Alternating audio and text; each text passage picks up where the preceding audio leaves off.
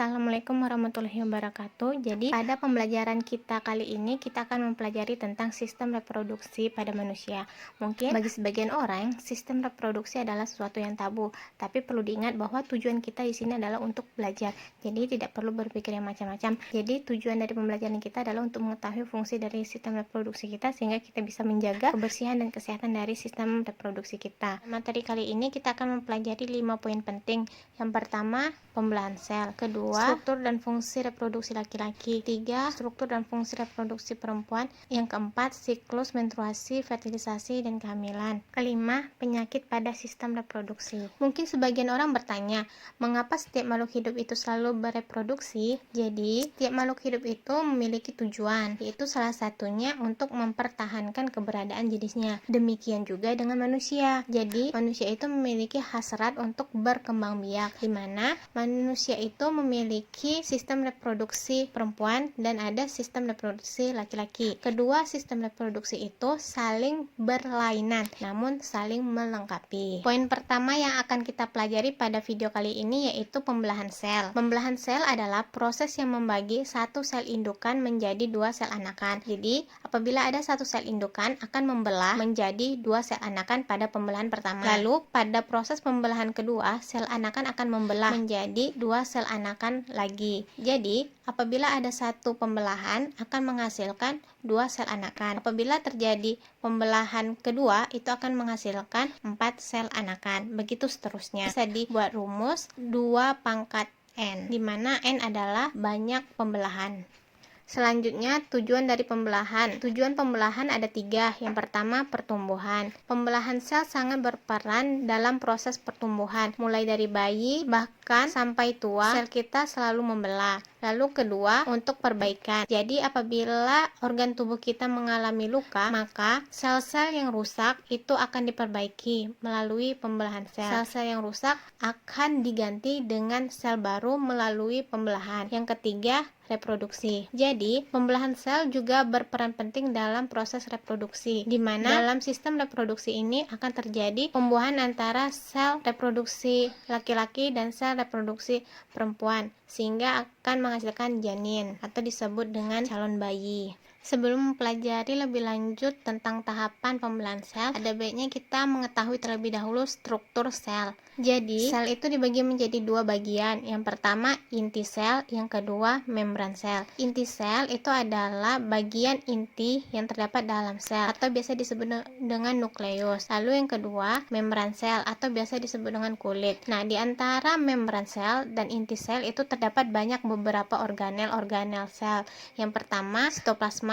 Yang kedua, Golgi apparatus. Yang ketiga, mitokondria. Yang keempat, lisosom. Yang kelima, sentrosom. Yang keenam, RE atau retikulum endoplasmik. 7, ribosom. Nah, dalam proses pembelahan sel ini ada dua bagian sel yang sangat berperan. Yang pertama adalah inti sel dan yang kedua adalah sentrosom. Jadi dua bagian inilah yang akan sangat berperan dalam proses pembelahan sel. Berdasarkan jenis pembelahannya, pembelahan sel dibagi menjadi dua, yaitu pertama mitosis, yang kedua meiosis. Adapun perbedaannya bisa kita lihat dari jumlah pembelahan, jumlah sel anakan, sifat sel anakan, sifat kromosom sel ataupun tempat terjadinya pembelahan. Untuk di mitosis itu jumlah pembelahannya hanya terjadi satu pembelahan. Oleh karena hanya terjadi satu pembelahan, maka sel anakan yang dihasilkan adalah dua sel, di mana sifat sel anakan yang dihasilkan adalah identik atau sama dengan sel induknya, karena jumlah kromosom sel anakan sama dengan sel indukan atau disebut dengan diploid atau disimbolkan dengan 2N,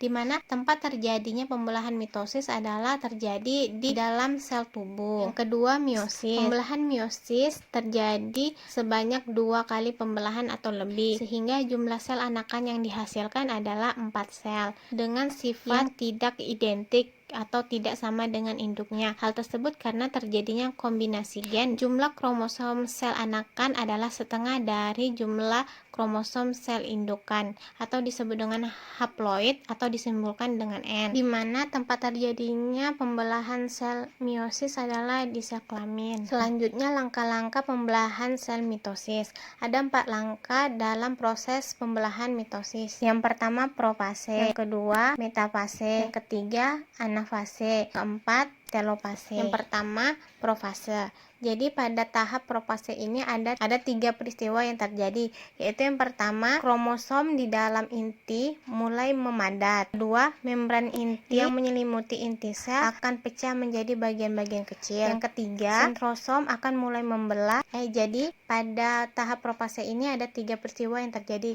Yang pertama, pada kromosom yang memadat. Yang kedua, membran sel yang rusak. Yang ketiga, pembelahan sentrosom. Lalu tahap kedua adalah metafase.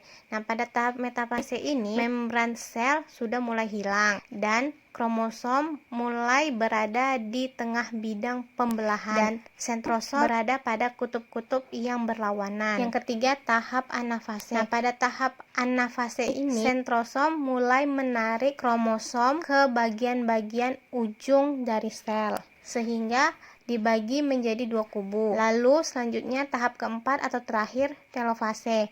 Nah, pada tahap telofase ini membran inti yang menyelimuti inti muncul kembali untuk melindungi kromosom yang terbentuk, dan pada saat itu mulai terjadi pembelahan hingga menghasilkan 2 sel anakan.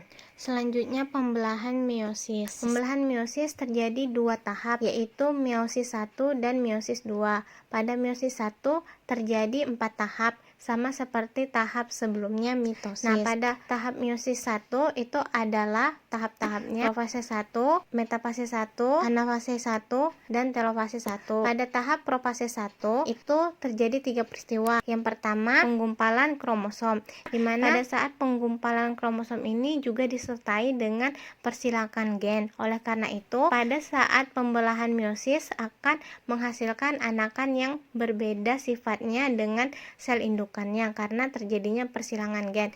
Yang kedua, membran inti akan pecah menjadi bagian-bagian kecil. Yang ketiga, sentrosom akan membelah. Lalu setelah profase 1, tahap kedua adalah metafase 1. Nah, pada tahap metafase 1 ini kromosom berada di tengah bidang pembelahan, dan lalu selanjutnya anafase.